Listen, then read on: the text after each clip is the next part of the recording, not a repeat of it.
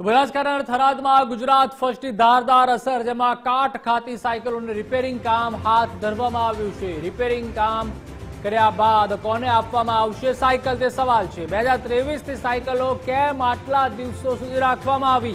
16 મહિનાથી વિદ્યાર્થીનીઓને સાયકલથી કેમ વંચિત રાખવામાં આવી? આદર્શ નિવાસી શાળામાં કાટ ખાઈ રહી હતી આ સાયકલો। 6 મહિનાથી 1000થી વધારે સાયકલ કાટ ખાઈ રહી હતી। સમગ્ર મામલે ગુજરાત ફર્સ્ટે અહેવાલ દર્શાવ્યો હતો। 4 ડિસેમ્બરે પ્રસિદ્ધ કરવામાં આવ્યો હતો આ અહેવાલ।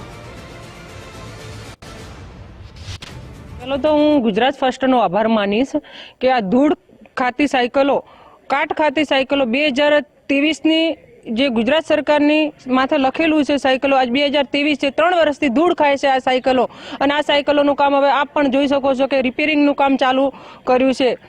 હું ગુજરાત સરકારને કહેવા માંગીશ કે જો આ કાટ ગાધેલી સાયકલો, ધૂળ ગાધેલી સાયકલો, જો હવે તમે વિચારતા હશો કે અમે દીકરીઓને આ જ સાયકલો વિતરણ કરીશું, તો હું દીકરીઓને પૂરો ન્યાય આપીશ। અને આ સાયકલો જો વિતરણ થશે તો હું આંદોલન કરીશ। અને ખરેખર તમે મોટા નારા લગાવો છો ગુજરાત સરકાર કે દીકરીને બચાવો અને દીકરીને ભણાવો, તો તમે ખરેખર દીકરીની સાથે જે અન્યાય કરી રહ્યા છો, આ ખૂબ ખોટું કરી રહ્યા છો। તમારે સાચો જ જો ન્યાય આપવો હોય તો આ સાયકલોને કેન્સલ કરી અને જો 2023ની નવી સાયકલોનું વિતરણ થવું જોઈએ, આ મારી માંગ છે સરકાર જોડે।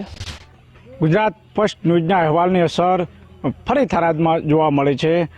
આપ જે દ્રશ્યો જોઈ રહ્યા છો એ સરસ્વતી સાધના યોજના હેઠળ આ દીકરીઓને, વિદ્યાર્થીઓને, જે દીકરીઓ છે એમને આ સાયકલો આપવામાં આવતી હોય છે। પરંતુ થોડા દિવસ પહેલાં ગુજરાત ફર્સ્ટ ન્યૂઝ દ્વારા એક અહેવાલ પ્રસિદ્ધ કરવામાં આવ્યો છે, જે આદર્શ સ્કૂલની અંદર સેંકડો હજારો જે સાયકલો છે જે અહીંયા કાટ ખાઈ રહી હતી। કહી શકાય છે 2023 શાળા પ્રવેશની અંદર આ સાયકલો દીકરીઓને, જે વિદ્યાર્થીનીઓ છે એમને આપવાની હોય છે। પરંતુ કંઈક ને કંઈક સરકાર અને જે તે એજન્સીને જે કહી શકાય કે જે એમના આ જે સાયકલો છે હલકી ગુણવત્તાની બની હોય એવું સરકાર દ્વારા કહેવામાં આવ્યું હોય, તેને લઈને આ સાયકલો જે કહી શકાય કે દીકરીઓને જે આપવાની હોય એ રોકવામાં આવી હતી। પરંતુ કંઈક ને કંઈક રીતે 1.5 વર્ષનો સમય વીતી ગયો છે।